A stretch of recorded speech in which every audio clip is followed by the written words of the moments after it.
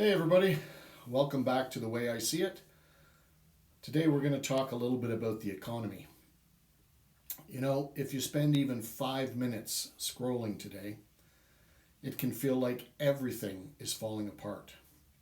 Headlines are louder, opinions are sharper, and on social media platforms, well, fear spreads faster than facts.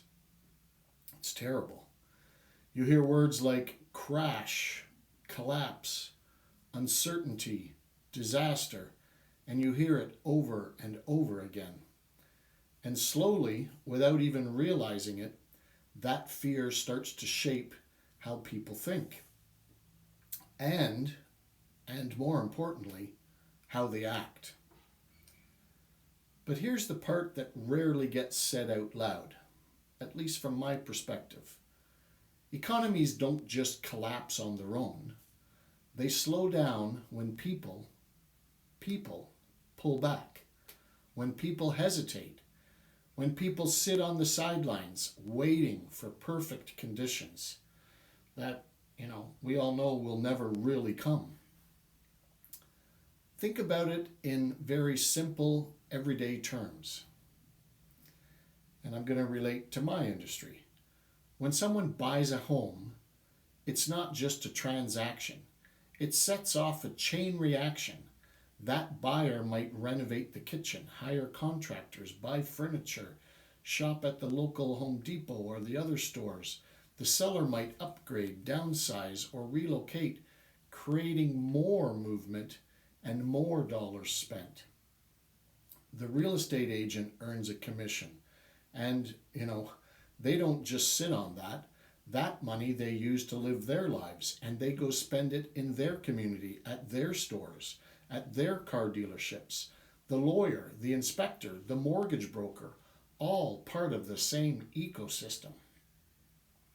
That one decision, buying or selling a home, touches or helps react dozens of people and businesses. Now imagine the opposite, the complete opposite. Imagine thousands of people all deciding to stop and wait. Well, let's wait and see. No one buys, no one sells, no one renovates. Everything gets postponed. Contractors have fewer jobs. Local businesses see less traffic. Income slows down. Confidence drops even further. That's how hesitation feeds uncertainty.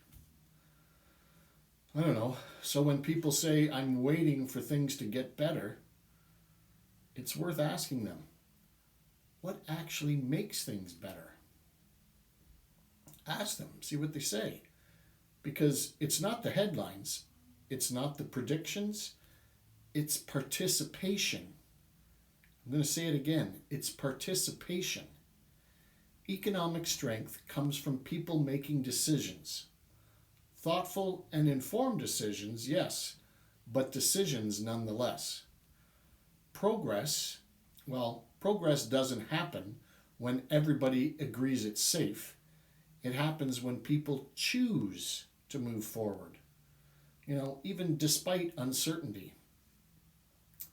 And if we're really being real with this, uncertainty is not new. No, it's not. There has never been a time where the future felt completely predictable. Every generation has had its reasons to pause, whether it was interest rates, whether it was inflation, whether it was global events, whether it was car markets or job markets or manufacturing. Yet over time, people who took measured steps forward, who made those decisions based on their needs and their long-term goals rather than the short-term noise, are often the ones who built stability for themselves. Now, this doesn't mean, ignoring reality. It doesn't mean being reckless or jumping into something that we're not ready for. It means shifting your perspective. Instead of asking, is this the perfect time, or can we time the market? Ask, is this the right move for me given my situation? Instead of letting fear dictate your timeline, ground yourself in the facts, in planning, and in purpose. I think even Warren Buffett said that. Because fear, especially the kind amplified online, thrives on exaggeration. It turns possibilities into certainties. It makes temporary conditions feel permanent. And and it convinces people that doing nothing is the safest option. And that's just stupid. Doing nothing has consequences too. Staying on the fence, well, staying on the fence doesn't freeze the world around us. Prices shift, opportunity passes, and life keeps moving. And often, that cost of waiting quietly grows in the background. You know, there's also something deeper at play here, and it's the mental mindset. When enough people believe things will get worse, they act accordingly. They spend less, invest less, engage less, and collectively that belief starts to shape reality. You know, but hey, there's a big but here. But the reverse is also true. When people believe in stability, in growth, in possibilities, even cautiously, they participate, they contribute, they create momentum. Optimism isn't about ignoring challenges. It's about recognizing that challenges, they're a part of every cycle. They're not the end of it. Real estate in particular. Real estate has always moved in cycles. There are periods of rapid growth, periods of adjustment, and periods of recovery. But over the long term, as long as we can remember, it has remained one of the most consistent ways people build wealth, stability, and community. Why? Because it's at the core. It's not just about property, it's about people. People need houses, people need homes, people build lives, people create demand simply by living, growing families, changing jobs, and planning for the future.